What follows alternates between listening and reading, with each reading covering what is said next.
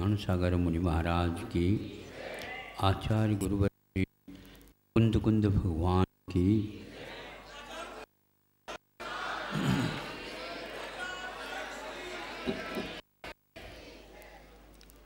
स्वामी समंत पर हुए हैं जिन्होंने न्याय की दार्शनिक विषय को छू करके और उसको स्तुतिपरक रूप दे करके भगवान की स्तुति की। उनमें से एक युक्त्यनुशासन, उसमें एक कारिका लिखी है, वह प्रासंगिक समझता हूँ आपके सामने। दया दमत त्याग समाधि निष्ठम नय प्रमाण प्रकृतांच सार्धम अदृश्य मन्यैरखिलै प्रवादे जनत्वदीयं मतमद्वितीयम्।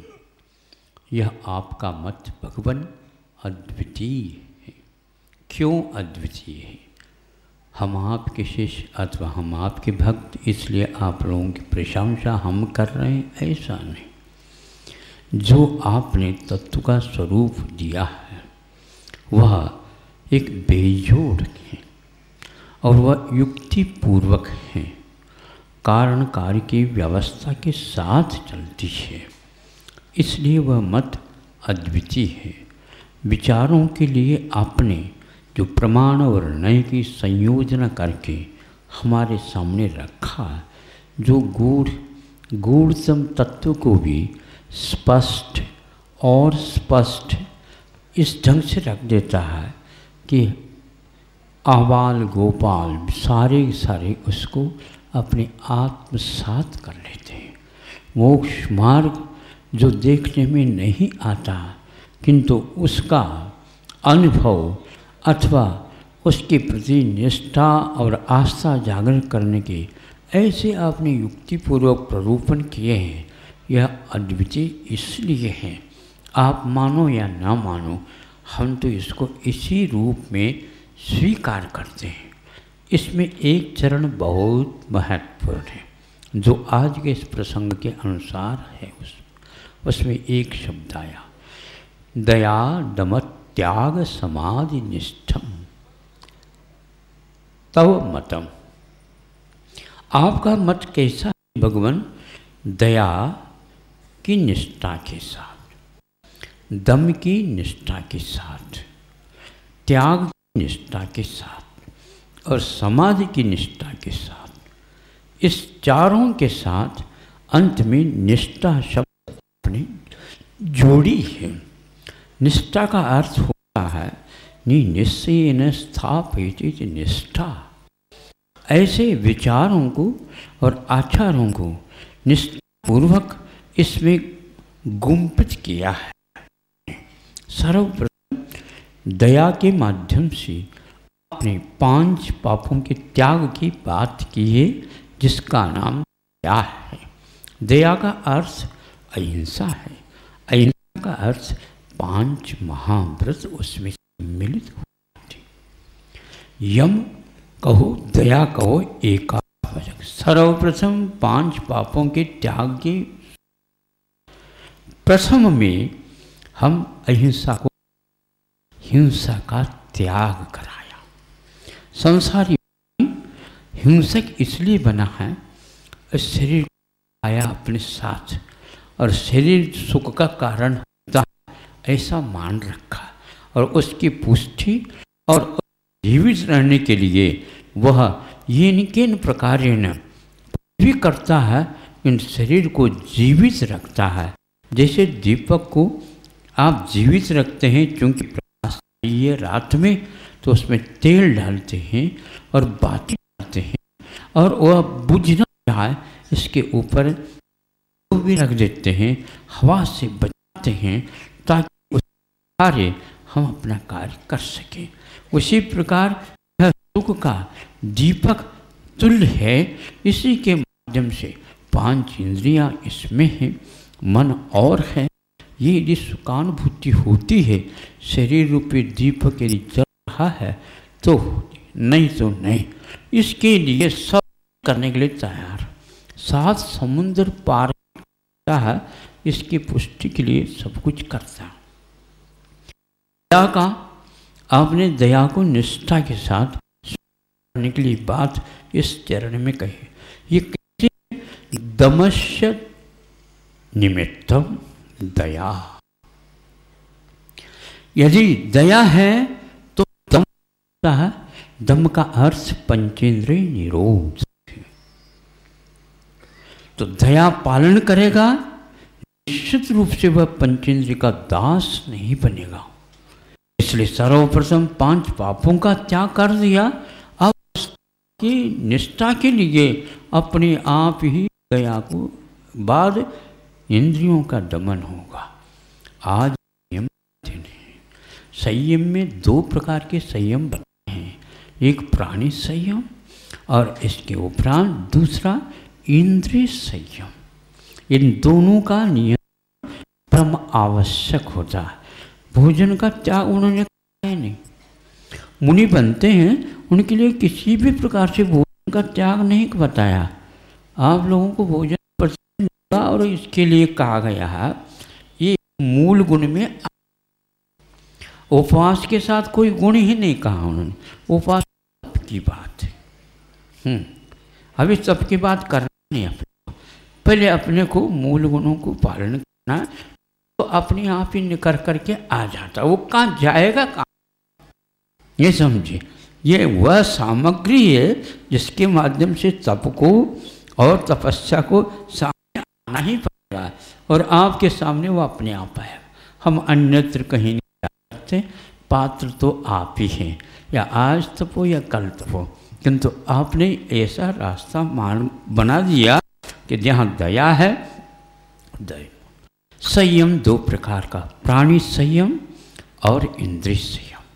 5 इंद्रियों को नियंत्रण में रखना और 5 पापों को त्याग कर देना, ये हो गया। इसके उपरांत कुछ बचता ही नहीं शेष। क्या समझे? इसके बाद मोक्ष मार्ग में कोई विशेष बात बचती ही नहीं। ग्रेजुएशन होने के उपरांत जैसे अपने आप ही होते चले जाएं, उसी प्रकार ये है। अब सोच लो, इसमें 2 प्रकार के रखे हैं, एक तो अनुव्रत के रूप में, एक महाव्रत के रूप में। अनु में एक देश होता है, महाव्रत में पूरा होता है। जैसे आप लोगों की इच्छा या कुवत के अनुसार करो, ऐसे ये 2 मार्ग उन्होंने खोला। अब आज जो है हमें दया का पालन कैसे किया जाता है और इंद्रियों को अपने अंडर में कैसा रखा जाता है। तो अंडर रखने से पूर्व में हमें समझना है ये किधर उधर इधर उधर कहाँ जाते हैं। ये अपने आप जाते हैं या इसके लिए कोई भी ऐसे प्रेरित करता है? प्रेरित करने वालों में वो कौन है, वो किसके सहारे से प्रेरित करता है, ये देखने से चले जाते हैं तो अलग थलग रह जाते हैं। और मन भी यदि मान लो नियंता आप मानते हैं, मन भी कुछ नहीं। ये तो मन माना आत्म तत्व ही ऐसा कर रहा है। अपने आप सुरक्षित रख करके फिर क्या करें, तो मन मानता नहीं। और इंद्रियां तो मन के अधीन हैं। और हाँ, आप किसके अधीन हैं बता? है उन्हीं के अधीन, मन के अधीन है। मन के अधीन है बिल्कुल। तो मन आपके अधीन है, क्योंकि मन मिला है आपको और कभी चला जाता। आप तो अमर है, मन है नहीं। मन तो मर जाता है। एक इंद्रिय हो गया मन नहीं रहता, 2 इंद्रिय में आ गए मन नहीं रहता, 3 इंद्रिय में आ गए मन नहीं रहता, 4 इंद्रिय आ गए मन नहीं रहता, फिर इसके ऊपर 5 इंद्रिय हो गया, उसमें भी कोई मन नहीं रहता है, कोई नियम नहीं। अब कब मन नहीं, कहाँ पर नहीं रहता बताओ? आत्मा कहती है, आत्म तत्व कहता है तुम कहीं जाना हो तो जाओ। ऐसे पुत्र से हमें क्या मतलब है? जो अच्छे ढंग से नहीं रहना चाहता है तो इसको क्यों रखें? ये सब उसी के लिए तो है। तुम्हारे लिए हे मन ये सब तुम्हारा ही है। तुम स्वभाव मात्र को समझ ले तो तुम्हारा ये सब कुछ है। इधर उधर क्यों सोचता है? ज्ञान की परिणति का नाम मन है, ये किसने जाना? सम्यक दृष्टि जानता। और ज्ञान आत्मा का स्वभाव है। तो जो स्वभाव निष्ठ होता है उसको आप पराया क्यों समझते हो और उसको बिगाड़ने वाला ऐसे क्यों समझते हो? जितने भी अंजन चोर है, विद्युत चोर है, और कौन चोर है? अंजन चोर, विद्युत चोर, और भी और चोर है। ऐसे ऐसे तो हमने 2-3 कथा सुनी है। चोर अंत में है और उसके पीछे कुछ न कुछ लगा हुआ है। ये सारे सारे राजकुमार है, ऐसा हमने सुना। ये कौन? ये राजकुमार से फिर, किंतु वह गलत सोबत में आए, वह चोर बन गए। लेकिन ध्यान रखो, समंतभद्र महाराज पकड़ते हैं इसको, और किसी सेठ साहूकार का नाम नहीं रखा। सम्यक दर्शन में यदि निष्णात है तो कौन है बताओ? है? सही बताओ, गौरव के साथ कहना चाहिए। हाँ, अंजन और चोर। तावदंजन चोरों के, बस कौन से अंग है? कितने अंग है सम्यक दर्शन के? 8। पहले कौन सा है? निशंक, मतलब आप शंकालु पक्का हो गया, और अंजन चोर को निशंक रखा है। क्या देखो कैसा शब्द रखा, उपाधि निशंक। और आप सारे सारे up down up down up down करते रहते। डाउन क्यों करते हो? अप तो होना चाहिए, अपर टाइप होना चाहिए, नहीं हुआ। वहाँ अंजन चोर ने ऐसा कमाल कर दिया। देखो, इसको बोलते हैं निष्ठा। यह कभी भी गलत नहीं हो सकता। यह मन का विश्वास, मन का नहीं विश्वास, ये आत्मा का एक ऐसा प्रताप है, ऐसी शक्ति है। मन तो बहुत आह्लादित होकर के इसको स्वीकारेगा और उसको बहुत अच्छे ढंग से रखेगा, संकल्प पूर्वक रखेगा। यह निजी है, और यूं कहना चाहिए अजर अमरत्व को प्राप्त कराने का यह कुंजी है, कुंजी। इस प्रकार निष्ठा शब्द वह कुंजी के रूप में काम कर रही है। दया के बिना दम नहीं हो सकता। इंद्रियों का विजय या निग्रह करना तब तक इम्पॉसिबल है जब तक हम दया में निष्ठा नहीं रखते। देखो, निष्ठा के बिना दया को स्वीकार नहीं, निष्ठा को साथ रख करके ही किया तो दया की निष्ठा, ये दम निष्ठा यहाँ कारणम का, यह प्रत्यय के साथ उन्होंने कहा। निष्ठा के बिना यानी जो कोई भी आचरण है वह सम्यक दर्शन मूलक होना चाहिए, ये इसका अर्थ हुआ। फिर दम्य ने इंद्रियों का निरोध करना, जो विषयों की ओर, अब क्या विषयों में कुछ रस हो तो वह जो श्वान है, वह श्वान, और वह बैठा वहाँ पर, सब लोग चले जाए तो हम ले, तो उसको एक हड्डी मिल गई, नहीं समझे, उसको वह चाटने लगा।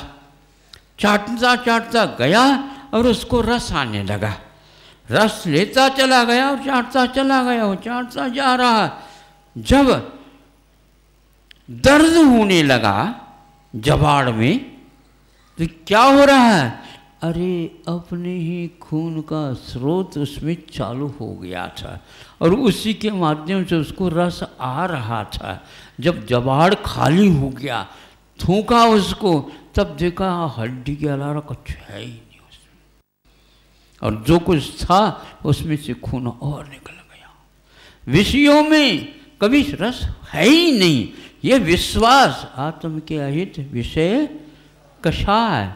आगे की कड़ी हम तुम भूल गए।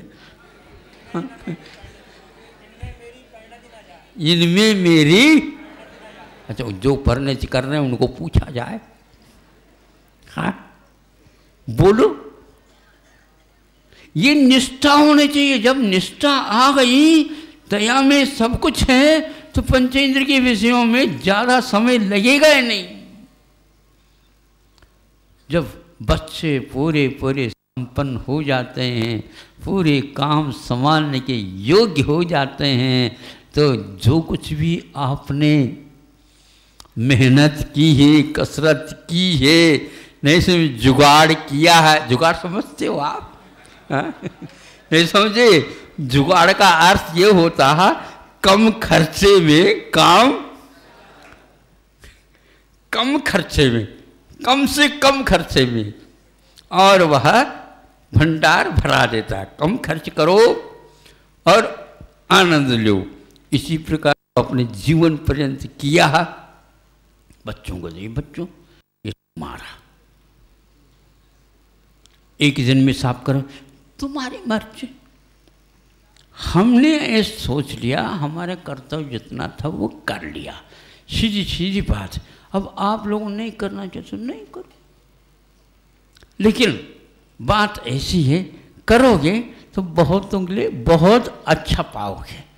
यहाँ नहीं, वहाँ पर भी पाओगे, और यहाँ भी अच्छे ढंग से रहोगे तो बहुत अच्छे पाओगे। और वो परंपरा पड़ जाती है और वो चला जाता। ये किसका नाम है? निष्ठा। इसी का नाम निष्ठा है। तो पंचेंद्र के विषयों के त्याग के लिए बहुत कसरत करनी पड़ती है, ऐसा नहीं। बस निष्ठा बता रही है कि इसमें कुछ है ही नहीं, आवश्यक है उसके लिए कर लिया। ये दो ही, दया और दम, इन दोनों की निष्ठा उन्होंने कारण बताया। फिर दम होने के उपरांत त्याग से निष्ठा, त्याग की निष्ठा होती। त्याग कौन से? शेष कोई बच गया कषाय, उसका भी वह त्याग कर देता। अब कषाय से क्या मतलब है? बस त्याग। फिर त्याग होने के उपरांत त्यागी निष्ठा हो गया तो समाधि निष्ठा। समाधि, महाराज हमारी समाधि करवाओ। पहले ऐसा कर लेना, हम समाधि करवा देंगे, या तो समाधि हो जाएगी। कैसे हो जाएंगे? ये तीन निष्ठा हो जाए। कषाय यदि बचेगा नहीं तो आपकी समाधि पक्की। यदि बचाओगे तो फिर मैं विश्वास नहीं दिला सकता, क्योंकि आपका विश्वास में भी कचोट है। कषाय शेष रहे नहीं, कैसे रह सकती है? जब कषाय रही नहीं तो समाधि तो आएगी, और समाधि में निष्ठा होगी तो फिर मोक्ष से उत्पत्ति, मोक्ष सुख की प्राप्ति निश्चित है। ऐसा आपने ये तत्व का प्ररूपण किया। अब हम चलते हैं, दया कैसा और इंद्रिय का निरोध कैसा होता। सर्वप्रथम हम सोनागिरी से कहाँ आए? पवाजी आए, जो तालभेट के पास और बबीना के बीच में है।